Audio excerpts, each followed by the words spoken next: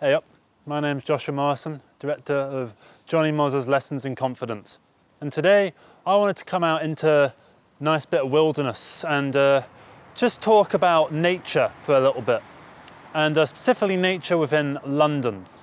Because there's this idea that goes around that London, like most big cities, is this concrete hellscape where it's just a concrete jungle and there's nothing else other than buildings, buildings, buildings, buildings. But it's a stereotype that I would like to dispel, because personally I have found so many beautiful locations within London. I've actually somehow become some kind of stuntman here. I am actually sat on a river, and this is if I fell right now, it would be quite dangerous. So forgive me if I'm not quite the best talker in this one, because I'm trying to balance myself, but I just thought this is such a cool shot, and it's quite indicative of what I believe London has to offer.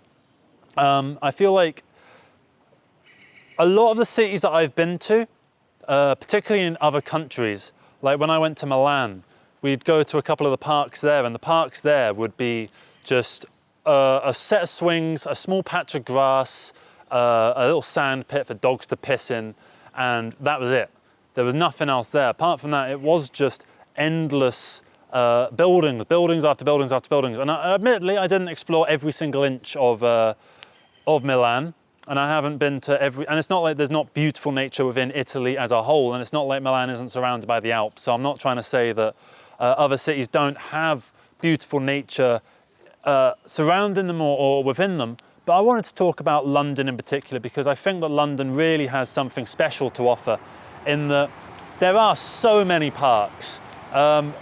Most cities would kill for something like Richmond Park, which this isn't. This is a place called Bunny Park. Officially it's known as Brent Lodge Park, but no one calls it that. Everyone calls it the Bunny Park. If you Google Bunny Park, this place will come up.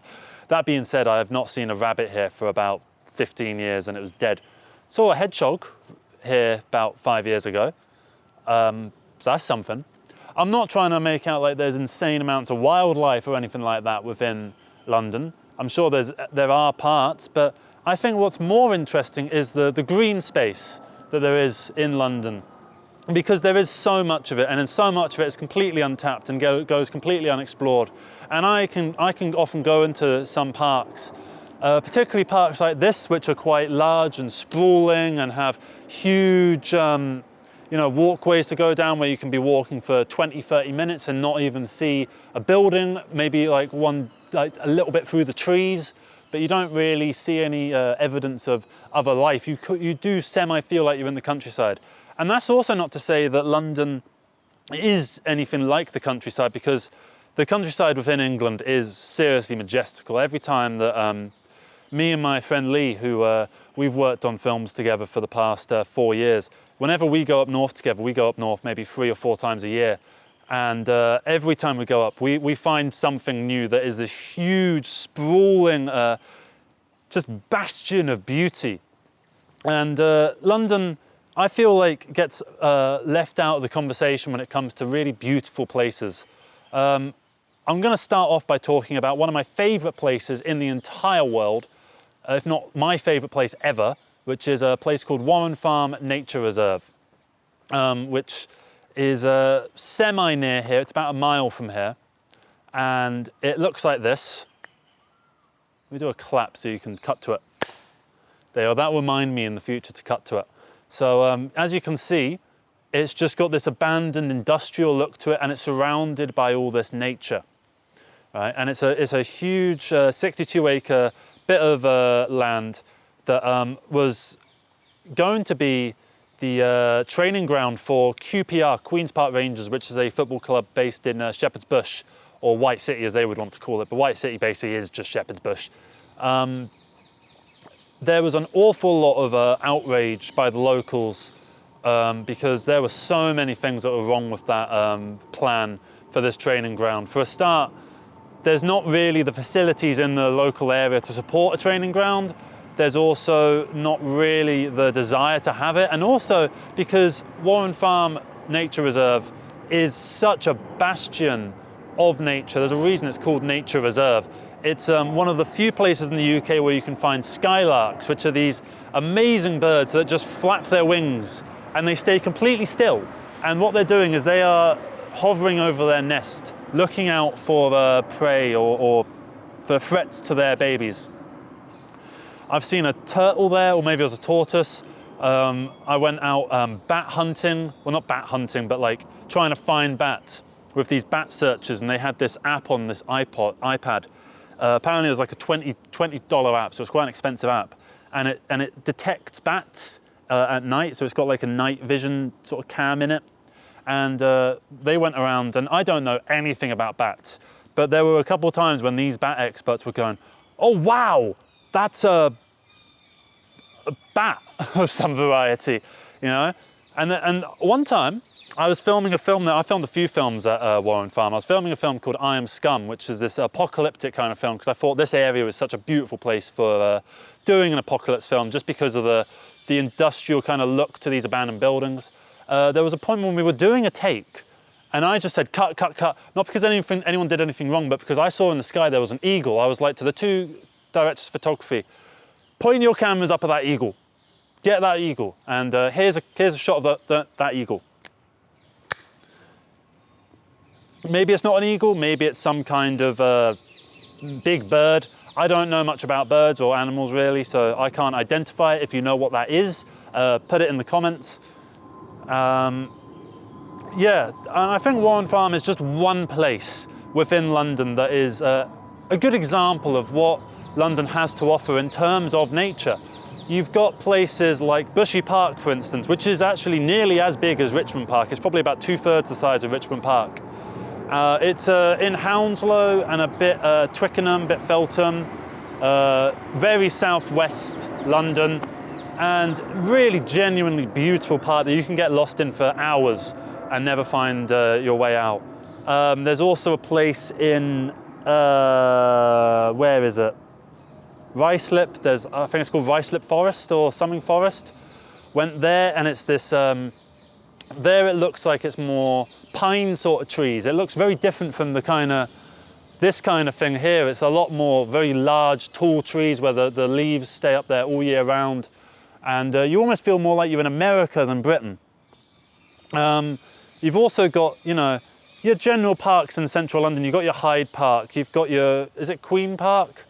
You've got your, I can't remember all the names of the park. There's a park on the way to Camden. There's the park near Westminster, Green Park. There's so many nice parks. There's so many beautiful bastions of nature. And you see so many of them that we start to take them for granted. And you go around the local parks and you realize that people aren't going to them. People aren't visiting these places nearly enough. And I think people do take the parks for granted.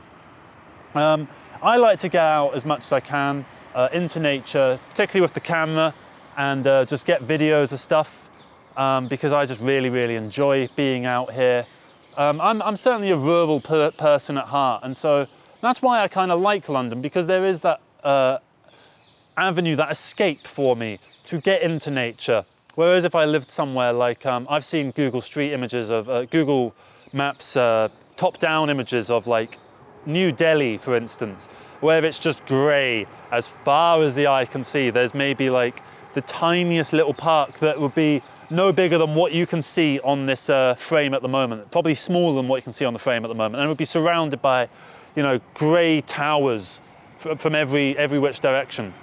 You know, we are really lucky, people that live in London, we are really, really lucky to have these green spaces, and I think we should really visit them more often, and I'd like to see more people come to them, and more people, although part of me actually doesn't want more people to come because I like the isolated feel of being out in nature, but I do think for the good of the parks and for the good of everyone else's mental health as well, that people should get out into nature and explore things, because there is such a beautiful set of, you know, series of lands out there left to explore. Wormwood Scrubs, for instance, is a prison in near Hammersmith, and it's not just a prison. There's also this huge field that extends from Cricklewood to Acton. I might be wrong on that. I think it's like Shepherd's Bush to Acton, like North Acton, something like that. And what makes it so beautiful is it's so open, it's so utterly open. And then on the sides, you've got these long stretches of forest before you hit any kind of road. And you can really get lost in there, and you can feel like you're in the middle of the Peak District, or in the middle of, you know, somewhere like that, where you will be just completely surrounded by nature. But the good thing about London is you do get that combination of the urban and the rural, where, say you've got Richmond Park, for instance. Here's a shot of Richmond Park. Do you see the buildings in the distance? And do you see how, with my sound at the moment, you can hear all the bird song? I think the bird song is honestly, truly beautiful. I came out one time and I just left my phone on record and I just listened to the bird song for about 15 minutes. And the way that they do call and response, it was truly like composition. And different birds would take different roles in the arrangement.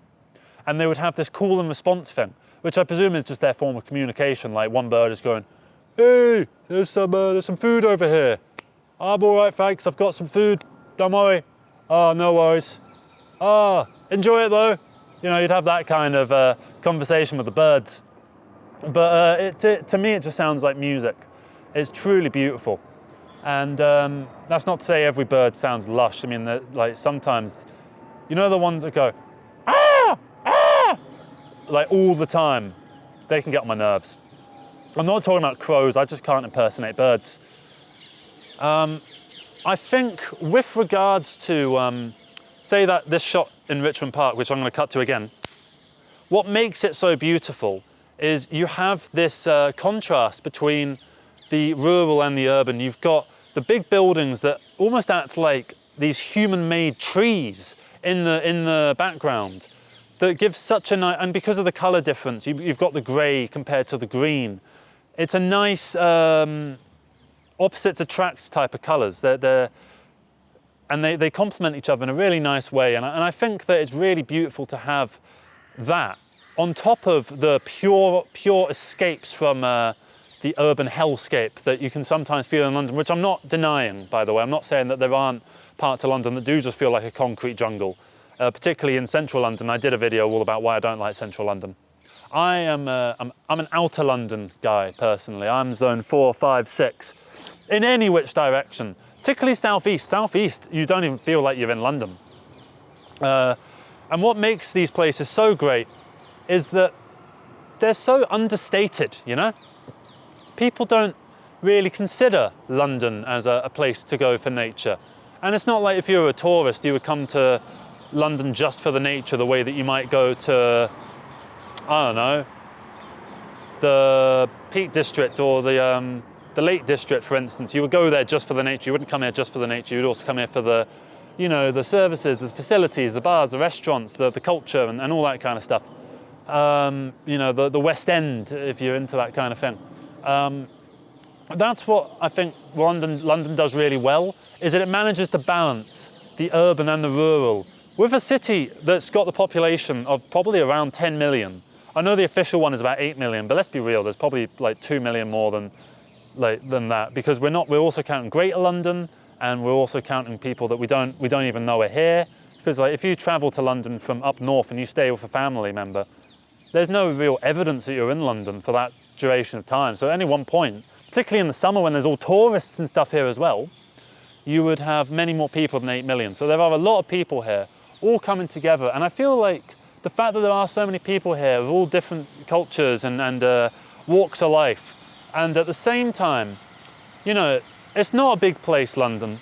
You know, it's at the end, it's a big place as far as like it takes a long time to walk from one side to the other. I've walked from Old Street to Hounslow once, and that took about 15 hours, and was not fun at all. And I started to go insane by the time I got to Hammersmith, which is probably about 3/4 the way, maybe a bit more than 3/4 the way.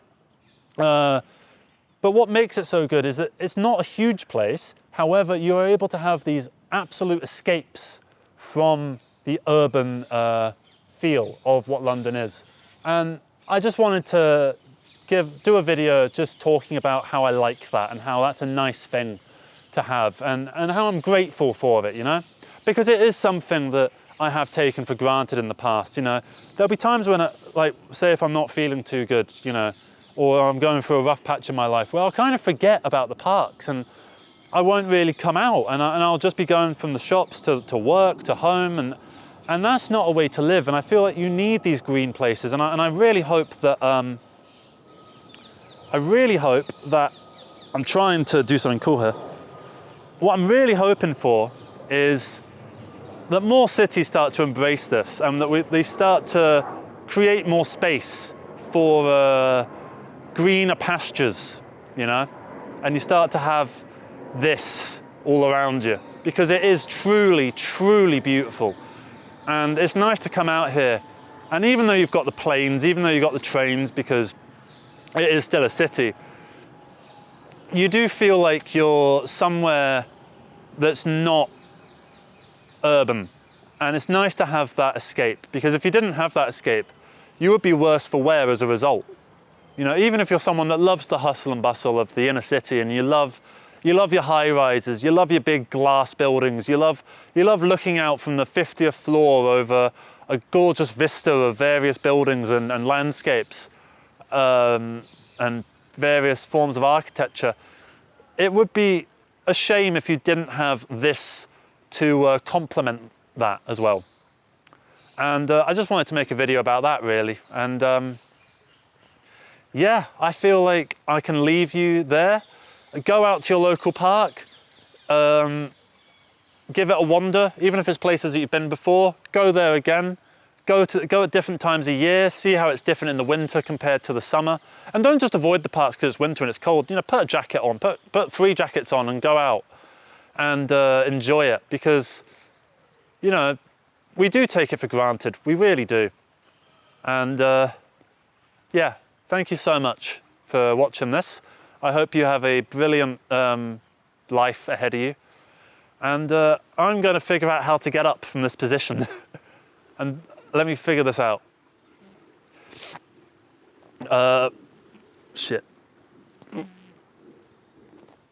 There we are. Okay.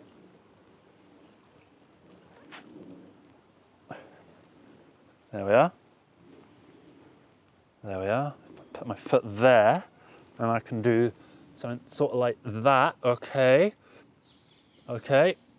Oh, also, for the sake of the engagement and stuff, comment like your favourite park or your favourite hidden paradise.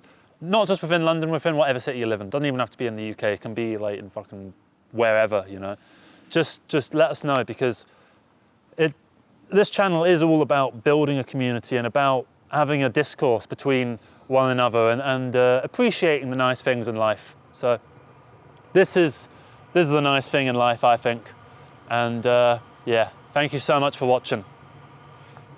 I'm just trying to make sure I don't fall in. There we are. Okay, I've got it. That looks so awkward.